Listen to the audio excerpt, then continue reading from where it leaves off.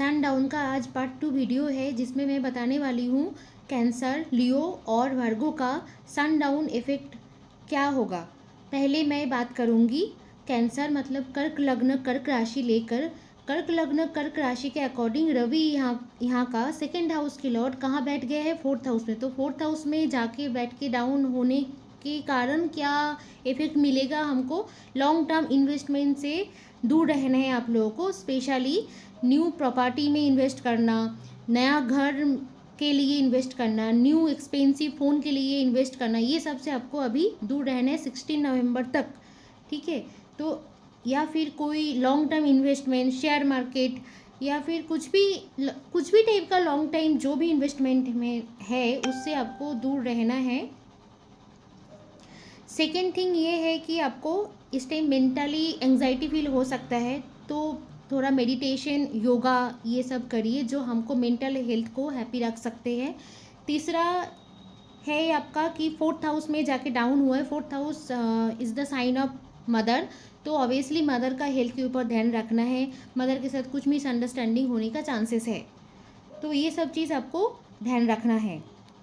अब मैं बात करूँगी लियो मतलब सिंह राशि, सिंह लग्न लेकर। तो आप लोग तो सन का ही जातक हो, तो आप लोगों के ऊपर सबसे ज़्यादा इफेक्ट आएगा। लियो के लिए स्पेशली मैं बोल रही हूँ।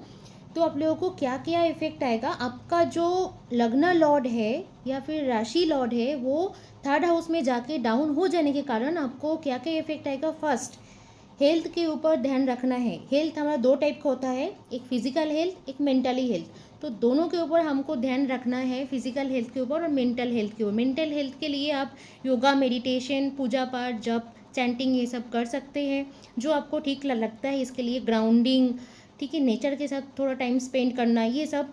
और फिजिकल हेल्थ के लिए आपको टाइम पे प्रॉपर डाइट फॉलो करना, टाइम पे खाना खाना, प्लेंटी ऑफ वाटर, ठीक है। जैसा जैसा रहता है एक प्रॉपर डाइट चार्ट मेंटेन करना, प्रॉपर टाइम पे सो जाना, टाइम पे उठना, पूरे एकदम जो जिसको हम सेल्फ लव कहते हैं, ये थोड़ा ध्यान रखना है आपको।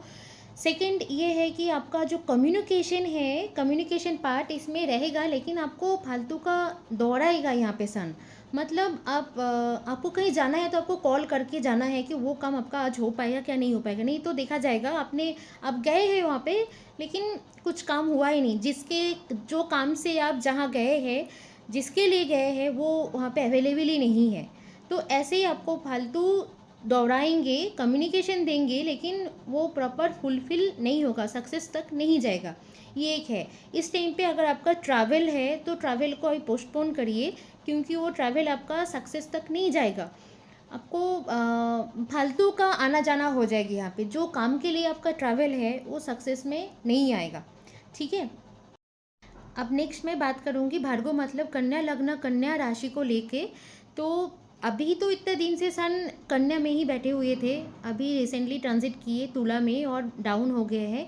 तो सन आपका लग्न से जाने के कारण जो ग्रहण दोष का जो इफेक्ट अभी चल रहा था, रिसेंटली सूर्य ग्रहण भी गया अभी लास्ट अमावस्या में, ठीक है। तो ये जो दोष चल रहा था इससे आपको थोड़ा सा रिलीज मिल गया। But sun down second house में होने के कारण आपको थोड़ा परिवार में ध्यान रखना है। परिवार में कुछ इश्यूज, परिवार में किसी का, फैमिली में किसी का तबीयत खराब होना, या फिर परिवार के साथ थोड़ा सा प्रॉब्लम होना, या फिर परिवार रिलेटेड कुछ इन्वेस्टमेंट में प्रॉब्लम होना, या फिर परिवार का किसी के इन्वेस्टमेंट में प्रॉब्लम आना। लॉन्ग टर्म इन्वेस्टमेंट का बात कर रही हूँ मैं यहाँ, ठीक है। और सेकेंड ये कि आपको भी खुद को भी इस टाइम में लॉन्ग टर्म इन्वेस्टमेंट से दूर रहना है। इन्वेस्टमेंट अभी 16 नवंबर तक होल्ड करिए, क्योंकि अभी सेकेंड हाउस में जाके डाउन होने के कारण कभी भी आपको इन्वेस्टमेंट में लॉस दे देंगे अभी सन। और है कि आपका जो वे ऑफ टॉकिंग इस टाइम पे थोड़ा रूड हो सकता है, मतलब कहीं का गुस्सा कहीं और जाके दिखा दिए, ऐसा एक हो सकता है। भार्गव का इस टाइम में और एक प्रॉब्लम हो सकती है कि इस टाइम में कभी भी कुछ फाइनेंशियली लॉस होने का एक चांसेस रहेगा। और एक है कि एक्सेस एक्सपेंसेस, मतलब ज़्यादा खर्चा हो जाने का चांसेस रहेगा। किस में खर्चा ज़्यादा होने का चांसेस है? घूमने फिरने में, कहीं ट्रैवल में, कहीं दूर ट्रैवल में, या फिर घूमने फिरने में आप लोगों का बहुत ज़्यादा एक्सपेंसेस हो जाएगी। 16 नवंबर तक, तो उसमें थोड़ा सा ध्यान रखना है क्योंकि इस टाइम पीरियड में आपका सेविंग्स मनी भी निकल जाने का चांसेस है। Last but not the least, आप लोगों को सभी को मैं एक चीज़ बोलती हूँ और फिर से बोल ही रही हूँ वही चीज़ कि आप लोग अवश्य आपका जो जन्म कुंडली है उसमें सन का पोजीशन एक बार देख लेंगे। अगर पॉजिटिव जगह में बैठे हैं, पॉजिटिव घर में बैठे हुए हैं तो ये इफेक्ट थोड़ा कम रहेगा। अगर नेगेटिव घर में है या फिर सन डाउन है आपका कुंडली में, या फिर सन कहीं ना कहीं नेगेटिव अगर जगह में है, तो ये जो इफेक्ट है तो आपको ज़्यादा मिलेगा।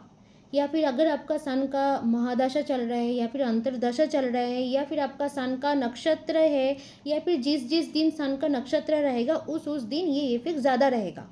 अगर आप ये वीडियो फेसबुक में देख रहे हैं तो चैनल को ज़रूर फॉलो करिएगा।